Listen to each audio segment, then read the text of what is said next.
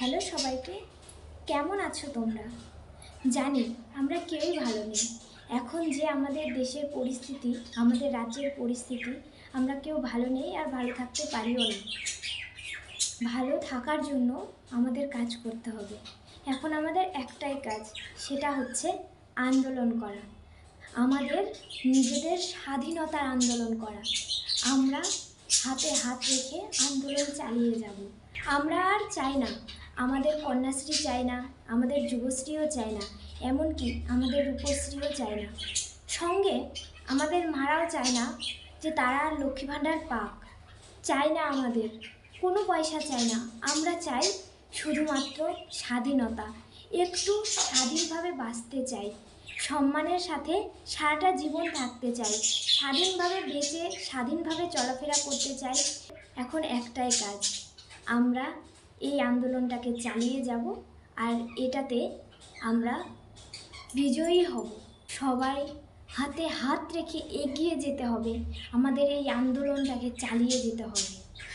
যদি আমরা মাঝপথে এই আন্দোলনটা ছেড়ে দিই, কখনোই আমরা সফল হতে পারবো না। আমরা আমাদের স্বাধীনতাটাকে ফিরেও পাবো না। জানি হয়তো কেউ কেউ এমনও ভাববে যে কয়েকদিন আন্দোলন করে ছেড়ে দেব, দরকার কি, ফল তো পাচ্ছি না। কতদিন আমরা তো দেখলাম বাংলাদেশ কয়েকদিন আগে আন্দোলন করে নতুন জীবন পেল, নতুন স্বাধীনতা পেল।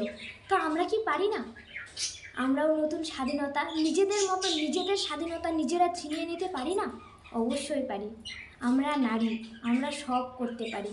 আমরা শুধু আরজি করের বিচার চাই, অপরাধীদের শাস্তি পেতেই হবে, এটাই এখন আমাদের একমাত্র লক্ষ্য। আর আমরা চাই আমরা মেয়েরা যেন স্বাধীনভাবে বাঁচতে পারি। আমাদের বাড়ির পুরুষ যারা আমাদের ভাই দাদা আছে, বাবা কাকারা আছে, তারা সবাই চায় যেন তাদের মা, মেয়ে, স্ত্রী ভালোভাবে বাঁচতে পারে, তাদের বোন যেন ভালোভাবে থাকতে পারে, সম্মানের সঙ্গে বাঁচতে পারে। আমরাও সেটাই চাই। তো আমরা চাই আমাদের মাননীয় মুখ্যমন্ত্রীও যেন আমাদের সঙ্গে একমত হয়। এইভাবে আমাদের মাননীয় মুখ্যমন্ত্রী, সেও তো একজন নারী, সে কী করে পারে একটা ডাক্তারের জীবনকে মাত্র 10 লাখ টাকার মধ্যে বিনিময় করতে? আমরা একটাই জিনিস চাই, সেটা হচ্ছে সঠিক বিচার। যারা এই ধর্ষণকারীরা, যারা যারা এই খারাপ কাজগুলো করেছে, তারা যেন শাস্তি পায়, কঠিন থেকে কঠিনতম শাস্তি, যাতে গোটা রাজ্য, গোটা দেশ দেখে মনে রাখতে পারে এরকম ঘৃণ্য কাজ করার আগে তারা যেন 10 বার কেন 100 বার ভাবে এই শাস্তিটার কথা। যে পশ্চিমবঙ্গ একটা এমন রাজ্য যেখানে এত ঘৃণ্যতম কাজ করার পরে কঠিন থেকে কঠিনতম শাস্তি দেওয়া হয়েছে, যে শাস্তির কথা ভাবলে লোকের গা শিউরে ওঠে। যারা এই ঘৃণ্যতম কাজগুলো করবে, তাদের মাথায় এই ভাবনাটা, ঘৃণ্য কাজ করার ভাবনাটা আসার আগে যেন শাস্তির কথা মাথায় আসে। আমরা এমন কোনো শাস্তি চাই যাতে গোটা পৃথিবীর মানুষ মনে রাখে।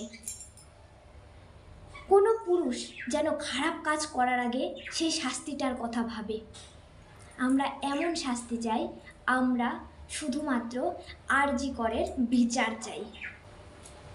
তার সঙ্গে চাই আমরা মাননীয় মুখ্যমন্ত্রীরও বিচার, কারণ মাননীয় মুখ্যমন্ত্রী একজন মেয়ে হয়ে এরকম ঘৃণ্যতম কাজ সত্যি করেছেন, সেটা খুব খারাপ।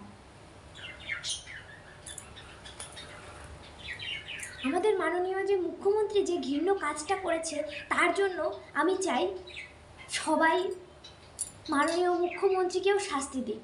আমি চাই সবাই যেন মাননীয় মুখ্যমন্ত্রীকে এমনতম শাস্তি দিক যেন দেশের আর কোনো মুখ্যমন্ত্রীও এমন ভাবনা ভাবতে 100 বার ভাবে। আমরা সবাই জানি ডাক্তার ভগবানের সমান। আমরা ভগবানের পরে ডাক্তারকেই ভাবি, কারণ ভগবান যেমন মানুষকে জন্ম দেয়, তেমনই ডাক্তারও সবার সেবা করে সবাইকে বাঁচিয়ে তোলে। তাই চাই এর কঠিন শাস্তি হোক। এই ঘৃণ্যতম কাজগুলো যারা করেছে, তাদের কঠিন থেকে কঠিনতম শাস্তি হোক।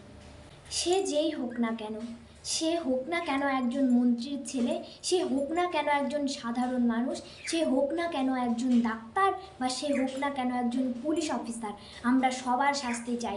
যারা এরকম ঘৃণ্যতম কাজ করবে আমরা তাদের সবার শাস্তি চাই। আর আমরা স্বাধীনভাবে বাঁচতে চাই।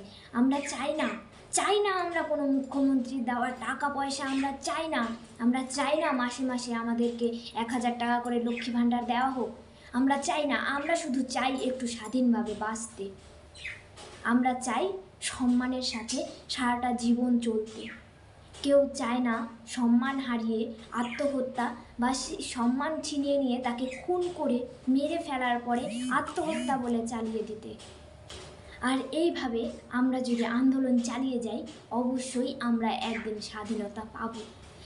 আশা করি আমরা স্বাধীনতা অবশ্যই পাব। আর আমরা স্বাধীনতা না পেলে লড়ে যাব। যতদিন স্বাধীনতা না পাবো ততদিন আমরা এই আন্দোলন চালিয়ে যাব। সবাই সঙ্গে থাকলে, সবাই পাশে থাকলে অবশ্যই এই আন্দোলন চালিয়ে যাওয়া চলবে। সবাই মিলে যদি আমরা পাশে থাকি অবশ্যই আমরা ঠিক বিচারটা পাব। Justice for R G. কর, বিচার চাই, বিচার চাই। আমাদের রাজ্যের একজন মহিলা মুখ্যমন্ত্রী হয়ে আমরা সেখানে সুরক্ষিত নই।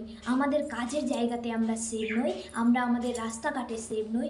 আমরা একটা মেয়ে বাড়ি থেকে বেরোতে গেলে তাকে হাজারো কৈফিয়ত দিয়ে বাড়ি থেকে বেরোতে হয়। কারণ একটাই, কারণ কিছু কিছু ঘৃণ্য, এমনও নিম্ন থেকেও নিম্নতম মন মানসিকতার কিছু লোক আছে যারা মেয়েদের শরীরের দিকে এমনভাবে কুদৃষ্টিতে তাকায় যে তাদের মনে হচ্ছে চোখ দিয়ে তারা মেয়েদেরকে গিলে খাচ্ছে। এমনও দৃষ্টির লোকেরা আছে। ছি, কেন?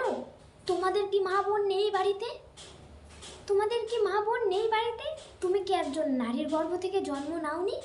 তারপরেও কেন একটা মেয়েকে এত কুদৃষ্টিতে তাকাও, এত বাজে নজরে কেন দেখো? কেন তাকে তোমরা বোনের চোখে দেখতে পারো না? আমরা অবশ্যই জবাব চাই। আমার একটাই কথা, আমরা স্বাধীনভাবে বাঁচতে চাই, সম্মানের সাথে বাঁচতে চাই। কেন তোমরা তাকে বোন ভাবতে পারো না? কেন তোমরা তাকে দিদি ভাবতে পারো না? কেনই বা তাকে তোমরা মা ভাবতে পারো না? কেন তোমরা খারাপ চোখে দেখো তাকে? সেও তো কারো পরিবারের বোন, কারো না কারো মেয়ে, কারো না কারো দিদি, আবার কারো না কারো মা। এই যে মা শব্দটা, এই যে নারী শব্দটা, তোমরা, আমরা নারী, কথায় আছে মেয়েরা সব করতে পারে। এমন কিছু কাজ নেই যেটা মেয়েরা করতে পারে না।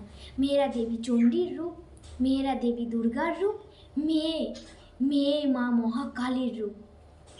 তাই মেয়েদেরকে সম্মান করতে শেখো, মেয়েদেরকে সম্মান করতে শেখো, দেখবে তোমাদের ভালো হবে। তো তোমরা সবাই ভালো থেকো। ভিডিওটা আজকে এই পর্যন্তই, দেখা হচ্ছে নতুন কোনো ভিডিওতে।